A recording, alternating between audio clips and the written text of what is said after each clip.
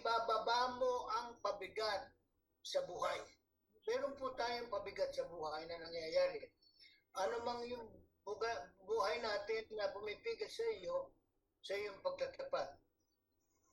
Maaaring ang pabigat na ito ay buhay makasarili, materialismo pamumuhay, o ang pag-ibig sa sanlibutan. Yan po ang mabigat na pamumuhay.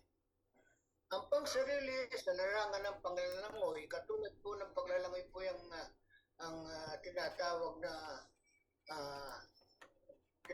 na pamumuhay, parang sa panahon ngayon ay sports month, lagi namang nag-exercise tayo. Siyempre pagka kayo ay maglalangoy, ang suot ng lalaki ay swimming trunk at ang babae ay yung po lamang tinatawag na bathing suit. Kinakailangan po yan, hindi po yung nakabis kayo na todo-todo at nakamerkana kayo pagkatapos tatalong kayo sa swimming pool. Yun po ay magaang at ang paglangoy natin. Yung pong kagustuhan ng tao ay ang mga bagay na ipinagbabawal. Hindi dapat dalahin ang mga bagay na di natin kailangan po natin sa buhay. Bukod sa magaang na pamumuhay ay ang matiisin na pamumuhay. Ano man pantimpalak ng ganitipala ay maaaring mabili ng salapi. Binibili ng mga tropeyo ngayon, ang tunay na katapatan ay hindi mabibili. Yung pong katapatan, hindi po yan mabibili. Ito ay makakamtam sa pamamagitan ng sakripisyo o pagtitiis. Anumang hirap ang susuungin. Ito ay makakamit sa pagpapatuloy na pamumuhay, kaya may pagtitiis.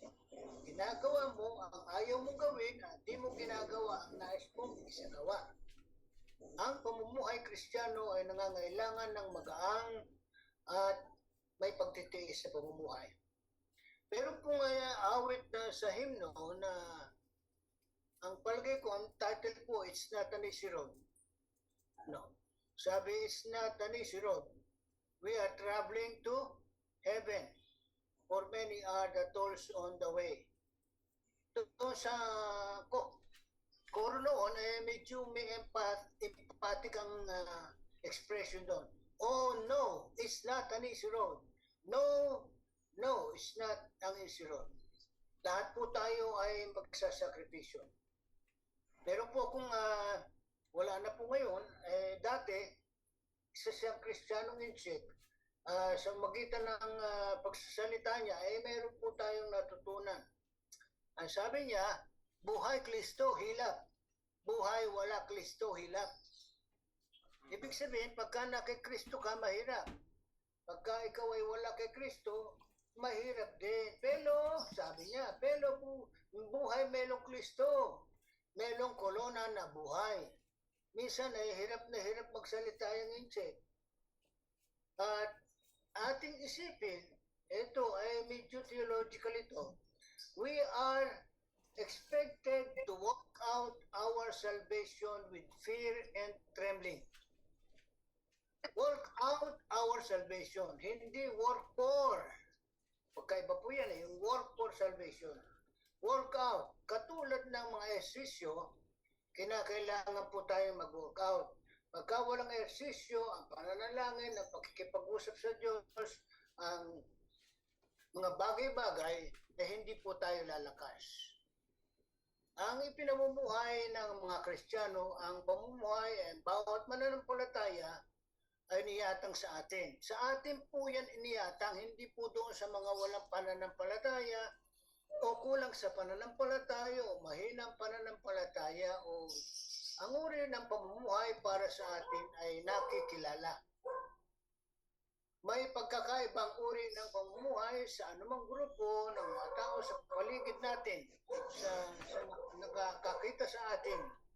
Ito ay iniyatang po sa atin ito. Lahat po ay tayo ay tatakbo.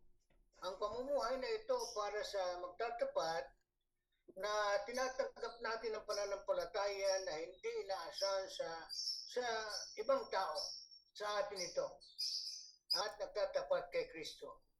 Hindi ito maaari na mahusay ang iba na katulad mo, magkakaiba tayo ng pananampalataya sa sukat at kailangan pakita mo natin kung sino nga ang nagpapatakbo ng buhay mo.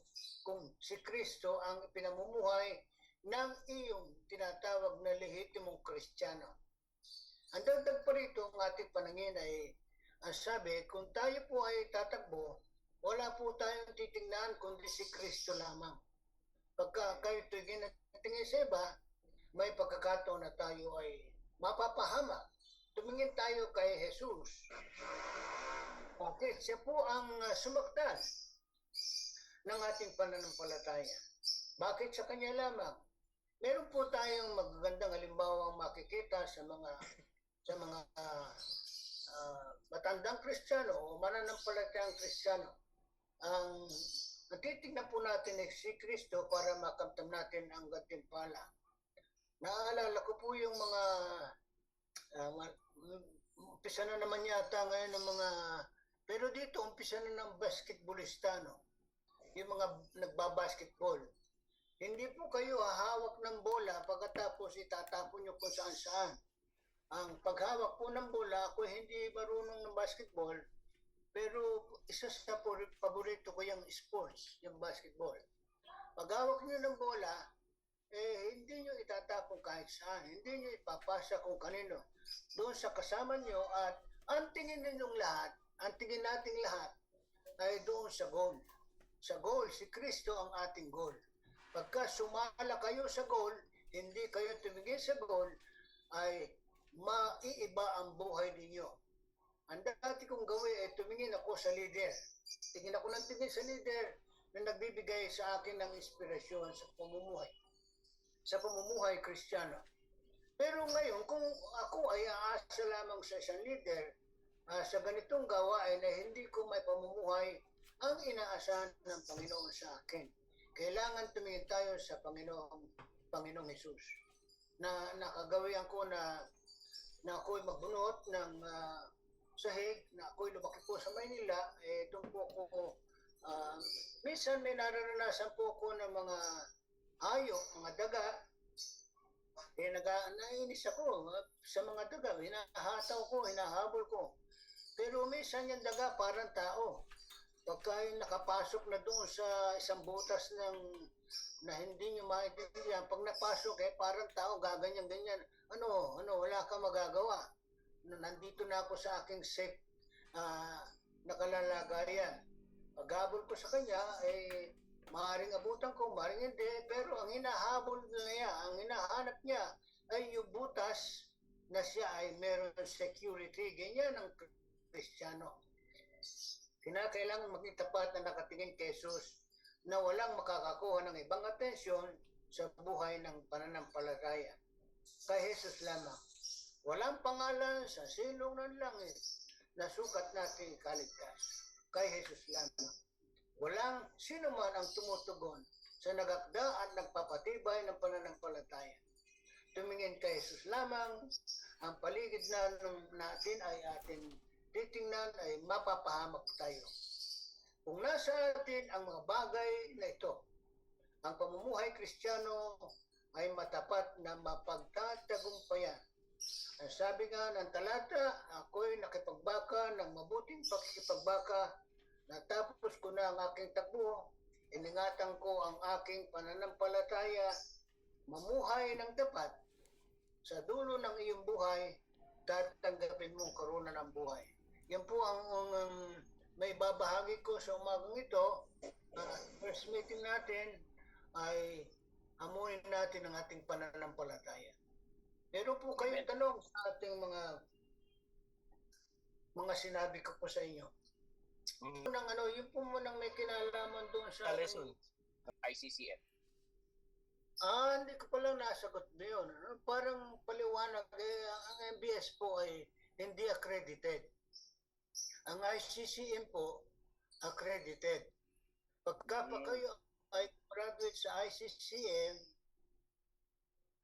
pwede kayo maging teacher. At the same time, pwede rin kayo maging pastor pagka weekend. Kaya karamihan po dito, siguro hindi man 90% siguro ng mga gumraduate na pastor, sila ay teacher din. Ah, education ang major niyan. Yun po ang pagkakaiba. Pero meron po kayong connection? May connection po kayo sa MBS? Graduate siya eh. Graduate si Kuya Brother Sam. Di ba? Graduate ka ng MBS. Graduate ako dyan pero hindi ako napupunta dahil May nagtanong. matanda na, tsaka busy na ako dito. Dito lang ang aming daigdig. Dito lang sa loob ng eskwelahan. Oo, graduate kayo na MBS. Hindi ako nakakalayo. I see, okay. Dito lang sa ICCM. Yung po bang tanong ko ninyo ay nasagot ko po. Yung po ang basically pagkakaiba. Kami po ay accredited May at yun ay hindi accredited. Kasi ang filosofiya ng MBS, which is good, pagka ikaw ay accredited, ay mawawala ka sa ministeryo at mawawala ang iyong paglilingkod. Sa amin po naman, nasa ministeryo ka na, nagtuturo ka pa sa public school. Okay. I see. So, saan po kumukuha ang ICCM ng mga pondo, sponsor? Ng ano po? Mga sponsor po? Mga sponsor or pondo? Merong sponsor, meron namang, mga ilan, siguro mga 7, 6, 8, gano'n. Mga ganun. No. Pero so, ang main office po pala niyan, yung parang ang MBS kasi sa Caloocan City, di ba? Ang MBS ba Caloocan City, brother Don? Novaliches. Kayo po saan? Sa Antipolo? Antipolo City. Dati nasa Manila, lumipat na nga dito. Baka po kasi namin, sa pag-uwi po namin dyan sa 2025, makakapasyal po kami sa inyong lugar. Okay. Mabisita namin. Yeah, pumasyal po kayo at welcome po ang bawat isa. Opo. Anong pasyal po doon na maghapon o kalating araw o... Yan pong grupo natin ngayon na ito pong grupo namin, yan po isa sa mga layunin ay ang lumibot po sa buong Pilipinas. Sa iglesia po ng ating Panginoong Jesucristo. Okay. Salamat po. Apo. So ngayon nakita po namin ang kaibahan ngayon ng MBS tsaka ng ICC. Kasi hindi ko pa po kasi narinig yan. Dati po kasi ako former MBS student, 1977. Okay. Ngayon ko lang po narinig yan doon sa isa naming speaker nung nakaraang si Brother Dave. Yeah, si ano Brother yan, Dave ng Olongapo City. Balyari na tinanong po namin siya kung saan po siya graduate. Nabanggit po niya ICCM. Okay. Kaya naging curious po kami kung ano po ang kaibahan ng MBS sa ICCM. Yung po wala namang pagkakaiba sa turo, di ba kapatid? Walang pagkakaiba sa turo. Ang affiliation niya, yun lang accreditation at saka yung hindi accreditation. Okay. Ang gusto ng MBS ay ayaw namin ng accreditation. Parang ano din yan CBS, tsaka yung sa APARI, ano pa ba yung mga Yung Bible pare, hindi rin wala rin accreditation. Saka wala. yung sa Bigan. Dadalawa lang po lang ang may accreditation ng PCM, Philippine College of Ministry sa Baguio City. Mas matanda po yung kaysa sa ICCM. Ang ICCM